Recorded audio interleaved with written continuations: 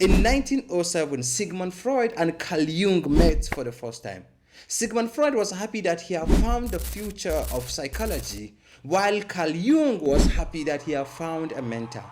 But 6 years later, they become bitter rivals, dividing psychology into two competing versions of human mind. In this video, we will follow the incredible friendship between Sigmund Freud and Carl Jung, from the day they talk for 13 hours without stopping, to the moment they become psychology great rivals. We will uncover the argument that divided them, the letter that ended their relationship, lastly, why that split shape how we think about dream, personality, trauma, and the human mind. My name is Aliyu Abdullahi. I'm a computer scientist who developed interest in psychology and how the mind works. You see, in 1900, psychology is a young field. Most doctors focus on the body, not the mind. But Sigmund Freud in Vienna was actually challenging that idea. He was saying that most of human behavior was driven by a desire hidden from our awareness, which is widely accepted today, but at that time, many think of him as Freud. Some thought of his idea to be very dangerous, and he was isolated even from doctors, and that's why he really needs someone who will carry psychology into the future. Hundreds of miles away, Carl Jung was coming up. He was making name for himself. Unlike Jung, he was working in a renowned psychiatric hospital in Zurich. While he was working in the hospital, he was also reading Freud books, and there was a lot of explanation about his patient that he couldn't understand that Freud was explaining. So in March 1907, Carl Jung traveled to Vienna to meet Freud for the first time. They sat down and started discussing about dreams, mental illness, unconscious, religion, science, and the future of psychology. Neither of them wanted the conversation to end, but by the time they stopped working, they have spoken for 13 hours straight. That letter marked the beginning of a very good friendship. Later on, they keep talking, exchanges letter, and defending each other idea. Everything seems to be working fine. Looking at them at that time, nobody will ever expect that 6 years later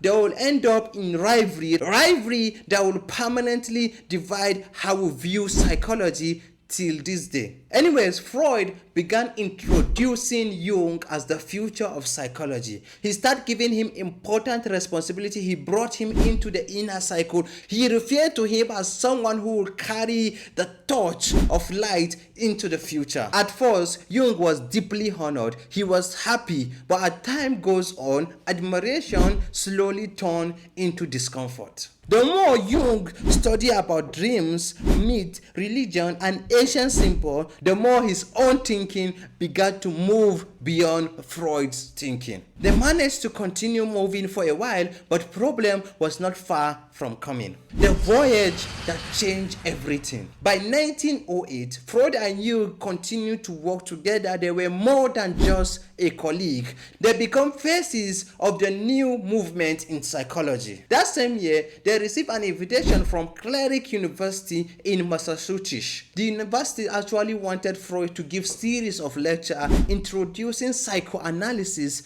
into America. Freud was very happy about the invitation, and this could be due to the fact that in Europe he was being rejected, so he decided to call his homeboy Carl Jung. They travel together, they talk about a lot, they talk about work and plenty of things, but in that ship something happened that Jung never forgot. At the point, Freud started describing his dream to Jung, and Jung listened and started offering analysis. But when Jung asked some question, Freud decided to refuse to answer, saying that answering this question would risk his authority. That was when Jung was like, really? Because for years they have been teaching that you must follow the evidence wherever it leads to, even when the truth is uncomfortable. Yet, when it was time for Boss to reveal his own secret, Boss was unwilling to continue. He was like, if the founder refused to be open totally, then no one should be trusted without question. Probably Freud might have his own reason, but for Jung, it was kind of a moral obligation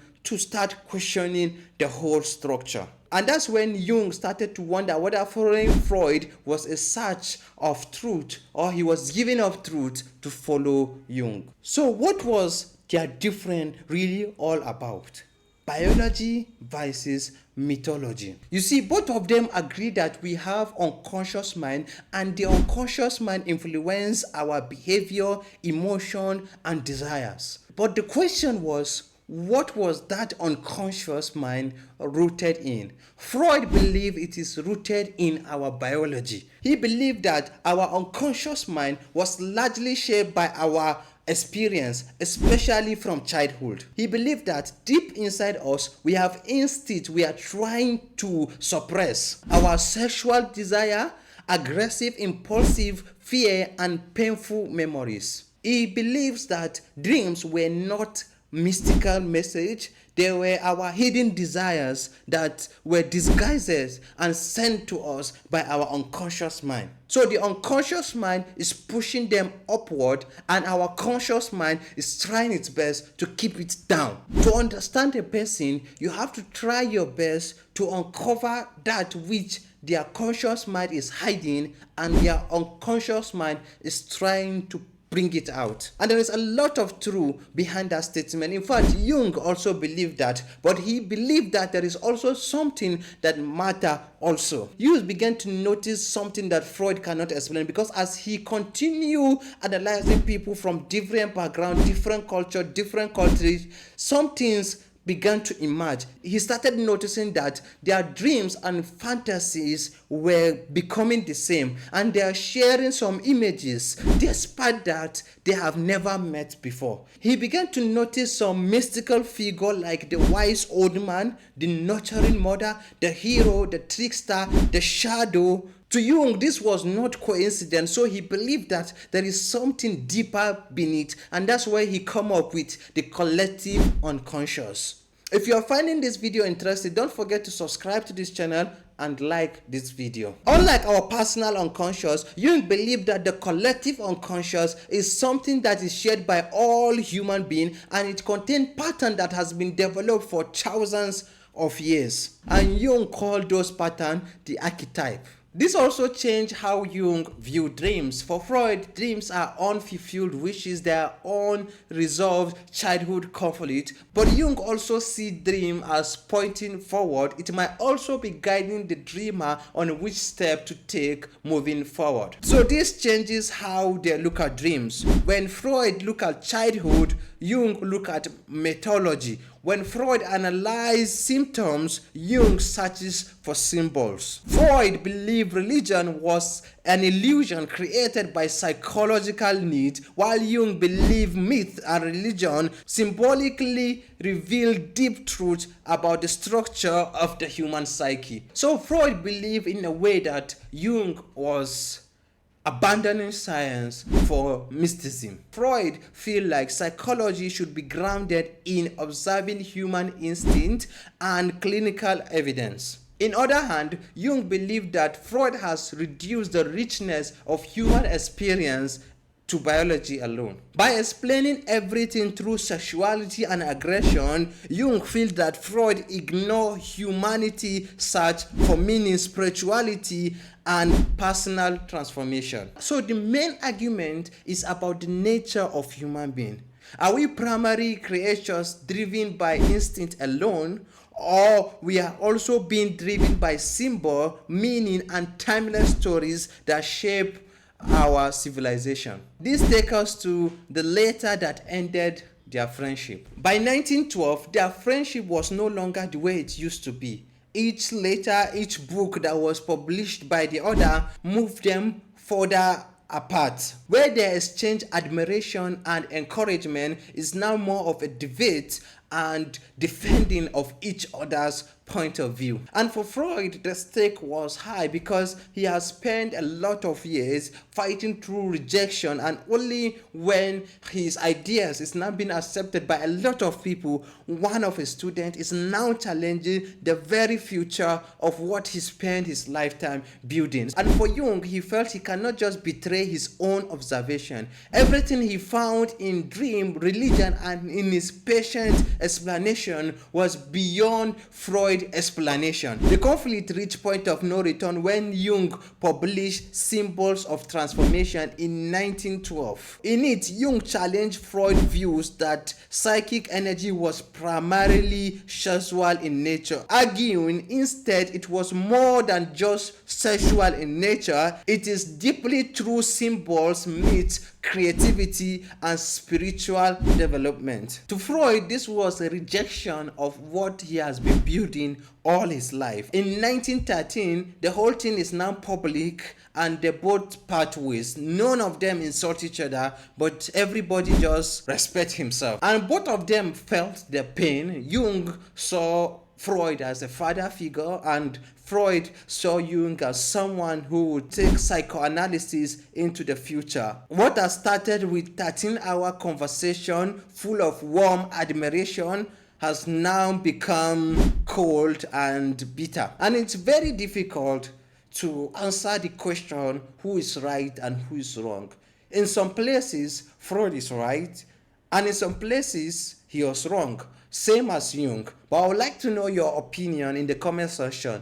What do you think about their split? Now let's go into a more deeper question. Why their split shape us? Don't forget to hit the like and subscribe button if you are enjoying and benefiting from this video. 100 years have passed and none of them live to see how their ideas shape the world. When we ask ourselves questions like, why do I keep repeating same mistake? Why do I sabotage my own relationship?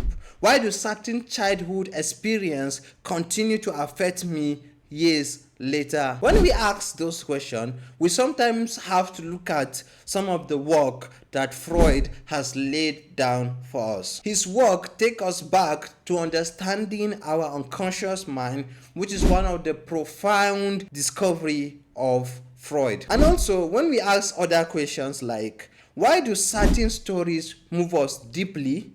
Why do heroes, villain, mother, wise old man, and shadow appear in mythology across all culture? And sometimes in our dreams. Why do some recurring dreams feel like as if they are trying to tell us something? When we ask those questions, we will have to look at some of the works that Jung has laid down for us, which is one of his profound work, that is the collective unconscious. I made a video explaining some of those archetypes that are in our collective unconscious. Archetypes like the shadow, the self, and the anima and the animus. So that's how we found ourselves in a world with two different views of psychology. And if you ask me personally, although I would like to hear your opinion, I think both of them have benefited us, and I felt that it was okay for both of them to held down to what they believe is true.